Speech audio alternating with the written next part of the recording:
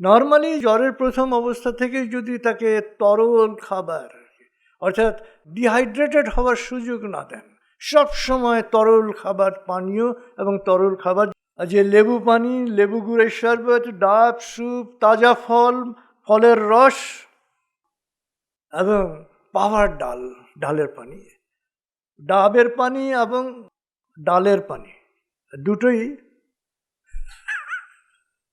উপকারী আর কি।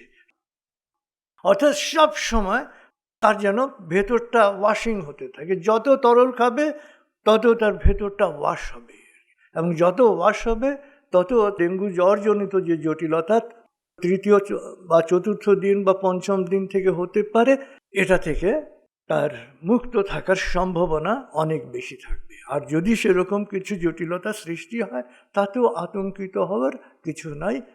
খুব দরদ দিয়ে, মমতা দিয়ে যদি তাকে ঘরে ট্রিটমেন্ট করা সহজ হয়, ঘরে রাখবেন। আর যদি মনে হয় যে না, একটু কেমন কেমন যেন লাগছে আর কি, প্রেশারটা কি হচ্ছে, একটু আনসেটেলড, তখন দ্রুত তাকে হাসপাতালে নিয়ে যাওয়াটা তখন বেটার হয়।